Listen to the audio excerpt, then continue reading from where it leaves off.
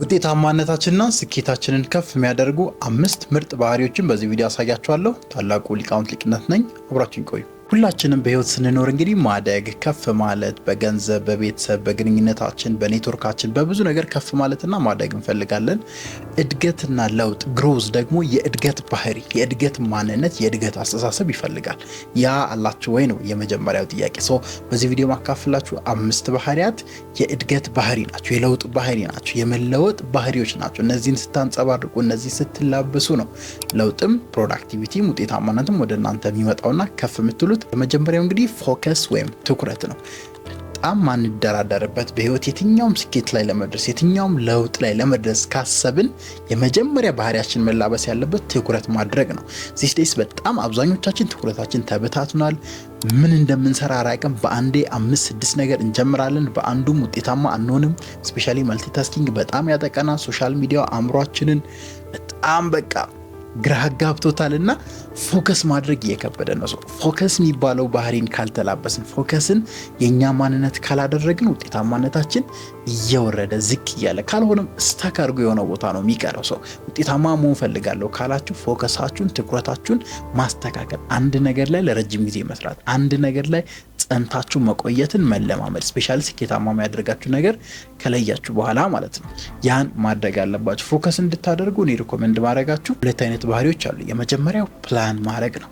ህይወታችሁ ፕላን የሆነ የተመጠነ መሆን አለበት። በቀን ውስጥ ምን እንደምትሰሩ ከ2 ሰዓት እስከ 3 ሰዓት ከ4 እስከ 5 በኤኒሚስ በምትፈልጉት መልኩ ፕላን አውት የሆነ ስኬጁል በህይወት ያስፈልጋቸዋል። ያ ፕላን በደንብ ፎከስ አድርጋችሁ አንድ ነገር ላይ እንድትቆዩ እንድትሰሩ እንድትጸኑ ያግዟቸዋል። ፕላን የሌለው ሰው በእቅድ ማይመራ ሰው ትኩረት ማድረግ እጅግ በጣም ከባድ ነው ለዛ ሰው የሚሆነው። ስለዚህ ፕላንን በደንብ ተለማመዱ፣ በትኩረት ስር።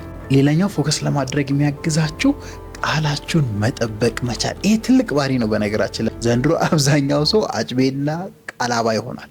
በዚህ ምድር እናንተ ቃላችሁን መጠበቅ ከቻላችሁ ለሌላ ሰው አይደለም ለራሳችሁ ታማኝ መሆን፣ ለራሳችሁ ቃላችሁን መጠበቅ የፎከስ ትልቁ ባህሪ ነው። ትኩረት ማድረግ ማይችለው ነገራችን ላይ ብዙ ሰው ቃሉን ስለማይጠብቅ ነው። ይሄን ነገር አደርጋለሁ፣ ይሄን ነገር ከሳስ ሰራለሁ፣ በዚህ ሳምንት ውስጥ ይሄን ጨርሳለሁ ይልና ቃሉን አይጠብቅም። ለራሱ ታማኝ አይሆንም። በዛ ምክንያት ትኩረቱን ያጣል፣ ትኩረትን ያጣል፣ ይወዘጋገባል፣ ብዙ ነገሮችን ይጀምራል። ቃላችሁን መጠበቅ ትልቁ የትኩረት ባህሪና መገለጫ ነውና ይሄን ካደረጋችሁ ትኩረታችሁን ከፍ ማድረግ ትችላላችሁ። ትኩረታችሁ ከፍ አለ ማለት ደግሞ ውጤታማነታችሁ በዛ ልክ ከፍ ይላልና ፎከስ የመጀመሪያው ባህሪ ነው። ተላበሱት። ሁለተኛው ውጤታማነታችሁን ከፍ ለማድረግ የሚያግዛችሁ ባህሪ ቫይታሚን ኤን እንለዋለን። በጣም አንድ ረጅም ርቀት ሯጭ ኪፕቾጌ አይ ቲንክ እና ቪዲዮ ላይ ሲያጋራ የሰማሁት ነው። ቫይታሚን ኤን፣ ስለ ብዙ ቫይታሚኖች ታውቃላችሁ። ይህን ቫይታሚን ውጤታማ መሆን ከፈለጋችሁ በህይወት ቫይታሚን ኤን ያስፈልጋቸዋል። ቫይታሚን ኤን ማለት በሌላ አገላለጽ ሴይንግ ኖ። በነገራችን ላይ ትኩረት ማለት በሌላ አገላለጽ እሱ ነው፣ ሴይንግ ኖ ወይም እምቢ ማለት አልችልም፣ ይህን ለማድረግ አልተዘጋጀውም፣ ለዚህ ፈቃደኛ አይደለሁም የሚል ባህሪና ማንነት መላበስ። አብዛኞቻችሁ ኧረ እናደርጓለን ምን ችግር አለው አሁን እንሄዳለን ሌላ ቀን ያኛውን ፕሮግራም ሰራዋለሁ ምናምን በቃ ፕሮግራም ይሰርዝና እዛች ልናረግና ቀጣይ ሳምንት ደግሞ ያን ያልኩን ነገር ሰራለሁ ምናምን ነው የምንለው። በተለይ ለጓደኛ ለቤተሰብ ለምናውቀው ሰው ምናምን እሺ በማለት ነው የምንታወቀው። which is the opposite of ውጤታማነት፣ the opposite of success። success ከብዙ ኖዎች በኋላ ስፔሻሊ ለዓላማችሁ ስትሉ ለምትኖሩለት ነገር ስትሉ መድረስ ለምትፈልጉበት ቦታ ስትሉ ኖ የማለት ባህሪ ቫይታሚን ኤን ብያችኋለሁ። ሴቭ አድርጓት። ቫይታሚን ኤን ያስፈልጋችኋል። ቫይታሚን ኤን ከሌላችሁ ጋይስ ቤታችሁ ሩቅ ቦታ አትሄዱ። አብዛኛው ሰው ድራግ ያደርጋችኋል። አብዛኛው ወደ ኋላ ይጎታችኋል። ጓደኛ አለ፣ ቤተሰብ አለ፣ ልምዶቻችሁ መጥፎ ትዝታዎች አሉ። ብቻ በጣም ጊዜ ማባከን አለ፣ ትኩረት ማጣት አለ፣ ጽናት አለመኖር አለ። ይሄን ሁሉ ኖ ማለት አለባችሁ። አቋም ያለው ብቃት ያለው ሊቅነት ያለው ሰው መሆን አለባችሁ። በዚህ ውስጥ ነው ውጤታማነታችሁ ከፍ የሚለው። ስለ ቫይታሚን ኤንን አደራ እንዳትረሷት። ተላበሱ። the ability to say no። እምቢ ማለት ማይጠቅማችሁን ነገር፣ ማያግዛችሁን ነገር፣ ማያሳድጋችሁን ነገር፣ ገንዘብ ማያስገኝላችሁን ነገር፣ ጊዜያችሁን የሚያባክኑትን ነገሮች ኖ ማለት መላመድ አለባችሁ። የሚገርም ባህሪ ነው። ተላበሱት። ሶስተኛው ውጤታማነታችሁን ከፍ ያደርጋል ብዬ ማካፈላችሁ ባህሪ ስማርት ወይን መፈለግ።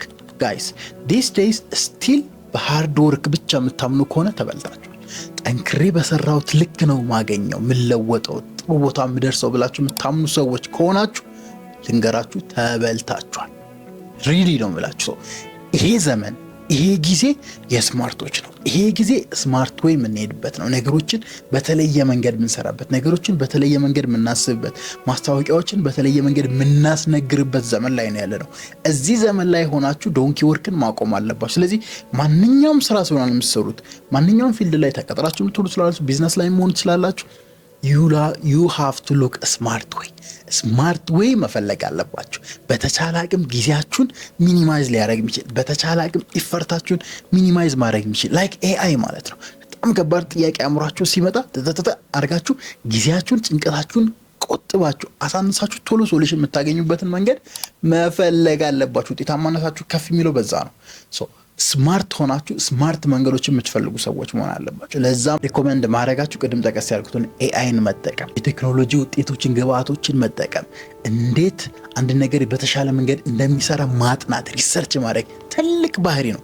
አብዛኛው ሰው ስታኮናል የሆነ ቦታ ከቴክኖሎጂ ጋር አይላመድም፣ ከኤአዩ ጋር የሆነ የድሮን ነገር ይዞ ቆማል የሆነ ቦታ።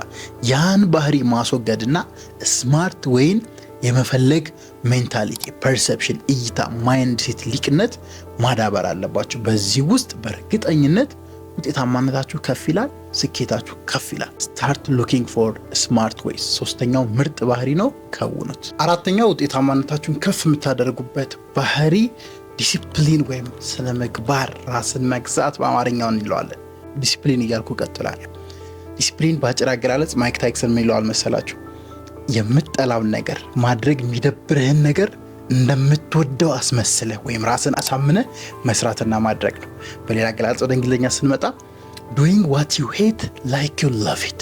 doing what you hate፣ ምትጠላውን፣ የሚደብርን፣ የሚሸከከን፣ ስሜትን የሚረብሽን ነገር እንደምትወደው አስመስለህ አምነህ። ለምን?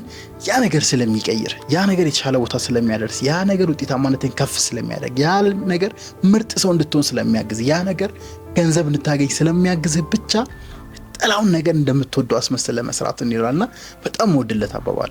ዲሲፕሊን የሌለው ሰው ሰክሰስ አይዶን ነው እየቀለደ ካልሆነ በቀር ሰክሰስፉል፣ ውጤታማነት፣ ጥሩ ገቢ ማግኘት፣ ጥሩ ቤተሰብ መመስረት፣ በቃ ማትወዱትን ነገር፣ የሚደብራችሁን ነገር ግን የሚጠቅማችሁን ነገር ማድረግ፣ መወሰን፣ መቁረጥ፣ እንደዚህ አይነት ሜንታሊቲ ያስፈልጋቸዋልና ምርጥ ባህሪ ነው። ተላበሱት። ሊቃውንት ዲሲፕሊን ሳይኖረውና ሊቃውንት ዲሲፕሊን ሆኖ ደረሰበት ቦታ እጅግ በጣም ልዩነት አለው። እጅግ በጣም ከዚህ በኋላም እየተለያየ ይሄዳል።